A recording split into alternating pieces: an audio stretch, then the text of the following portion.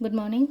Ngasi yumza kaisa ko yumza kaisa numit ki card ke message yeminar se yumza kaisa numit ahambada number se 104 leire aduga color dana green color gumba kai gumba da minus na bibai ko aduga chak thong badana sum ke noma hapon haina ko haide duna adudana akoina green color gi pot ama heta an harasine ko haide tulsi leaves ni khangde natraga maroi akoi saida di manipur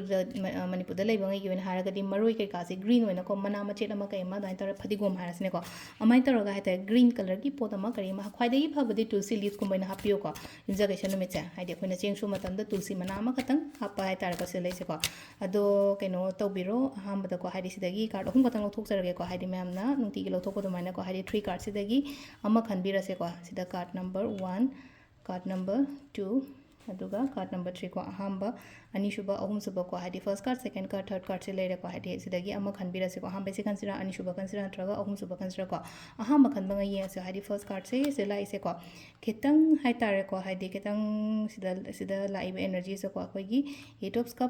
cups काइना high को 8 of cup से खितंग वाखन से खरा खरा लेता दब खोतब दुमाइना खरा लेबे याइ को अदुदुना खितंग चथोगसु कशुबुदि काइदे को ngasi चथोगसु कशु काइदे हाइबा याथ्रदि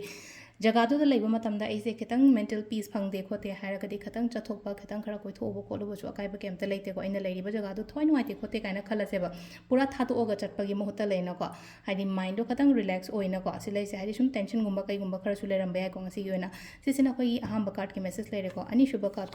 card sina khitang negative oire ko emotionally breakdown oibani khangde amani khangde thawai nuai tabani khangde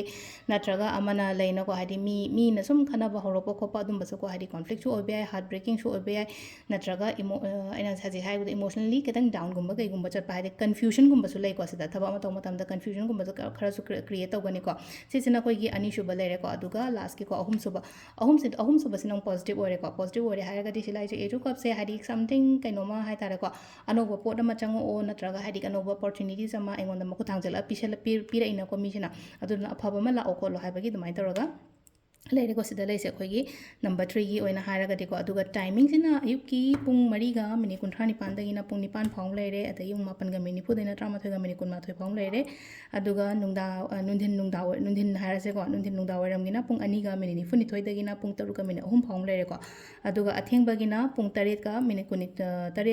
92 दैना पुंग 13 गा मिनिट 12 फाउंग लेरे अदुगा अहिंगिना पुंग 2 दगिना नोंगलमदागी 3 गा minute 53 फाउंग लेरेको असिसना खोइगी ngasi gi oina afaba timing ko adu si lere yumsa kaisha numit ki card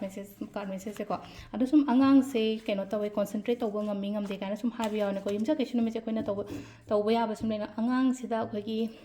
pambi gumba kai gumba yamna thaina khalase ba ataraga di ising gumba cha hello moida haida ko ising gumba cha hen biyo moida ko adu duna haidi khoi gi amuka hena moi mercury gumba hai tara ko buddha strong oina ba buddha strong oira ga di buddhi sum angang gi oina haraga di ko adu do phai ko duna haidi plant gumba hai tara ko adu da moi ising chai ba khotpa gi duty gumba kai gumba dana pibiyo ngang da ko ichang ai da harasne ko adu sida leire khoi gi ngasi gi oina daily card message se ma'am thank you